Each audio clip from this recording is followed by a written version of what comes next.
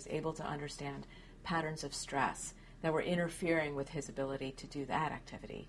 And then when he looked around, he noticed that those patterns of stress were not just unique to him. He saw that other people were also straining themselves. And so he was able to come up with a very specific technique for reducing those patterns of interference, which promotes your balance and your effectiveness, whether it's digging trenches or sitting in front of a computer comfortably.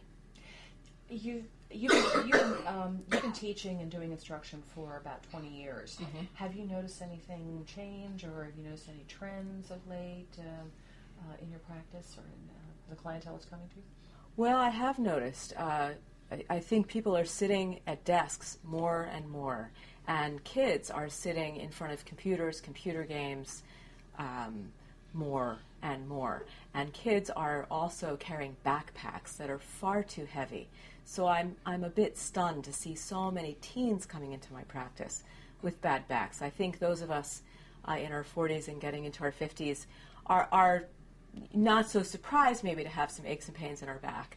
But to see that in a 16-year-old who's telling me they've felt that way for years is a bit shocking and disconcerting. So that is a trend I've seen. The basic philosophy of the Alexander technique, from how you teach it, what do you do? What's the thought? The basic premise. I am helping people learn about their own physical selves, and I'm teaching them to understand the relationship of how they think and how they move. You start to tighten your neck a little bit. Can you feel? So how much weight, how much force does it take to get one of those keys to move? Yeah, a lot. A lot? Mm-hmm. Really? Well, let's find out. If I bring my hands here and just show you that your head can very lightly sit on top of your spine. Yeah. Now, just wiggle your fingers. Yeah. And we'll wiggle them to make the keys move. Yeah. Now, hold on a second. Hold on a second. You're doing a little extra grabbing here. I don't think you need to, but let's find out. Okay. A little easy movement here. Yeah. And that's it. A little lighter in your fingertips. Mm-hmm. Yeah. What do you think? Definitely. Can you still see? Absolutely. All right, then. So if you're overdoing it, effort-wise, it's like gunning the gas in your car. If you're always taking it to the floor, yeah, the person next to you is going to get really sick. That's right, right. You're doing a little bit of that as you type, and then your neck is going to get really tight.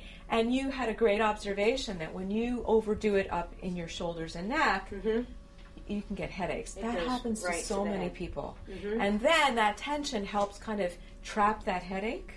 So it kind of helps bring it on, and then it kind of helps keep it trapped there. And so what I want to show you is a little bit about how your head balances on your spine. So right here, your head just balances on top. That's it. And then arms, yeah, they can just free out this way. That's it. And then just wiggle your... What changed? It just feels more comfortable. And it almost, Great. feels more comfortable. And can you see, Marty, she's not using quite as much force. She had a preset idea of working hard, because you're a hard worker, and that's great. We want you to work and enjoy your work. But working your neck really hard and grabbing with your fingers wasn't getting your typing done faster. Probably it was slowing you down. You're probably right. Right? It was actually slowing you down and making your shoulders and neck hurt. All right, so, okay. What did you notice? We have our friend, our downward pull is back. Doing one of those things, right? You are. So, let's, as you're going to pick up that, instead of leading with your chest pulling you down, can you see my head's actually going back away from the toolbox? Well, we learned something about heads leading and bodies following, right? Yeah. So if you let your head move this way, back a little bit. well, it's going to come rolling this way. Yes. Now go ahead and let all your joints bend, and now pick up that toolbox. How was that? That felt a little bit better. Let's practice that. It was more of a rounder. Yeah. Instead of a leading with the chest. That's right. Head back, it's, you know. That's correct. So instead of head rolling back, your head's going to roll forward, but it's going to go in a lengthening direction up off your spine. Okay. Now that was great, wasn't it? Yeah, much better. And then the toolbox probably feels a little lighter. It does. And it's not lighter, but you got lighter. Seems like it. Okay, good.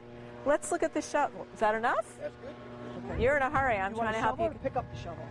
I think, you know, that action that you described. Yeah. Do you want to go in the mulch or? You tell good. me. Okay. This is good right here. All right. So let's see what you do. Okay, so basically, Ah. it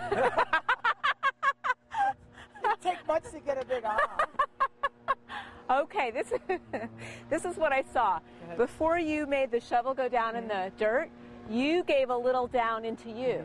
So you gave a kind of percussive downward pull in yourself. Yeah. And I don't know that downward pull is helping that thing go down. Okay. But I think it's probably tugging on you pretty That's good. years of. So here you go. You go up off your feet this way, because why would you want to press down into your feet? Your feet are going to hurt at the end of the day. You go up this way, Yeah. and then you're going to have to balance on one leg to lift the other Right. to put that thing. Mm-hmm. Okay, and now can you balance on your right leg and pick up your left? Yeah. All right. And then Yeah. like that. Yeah. Instead of going slunched over and like that, Yeah. a little bit more and like that. Yeah. Okay.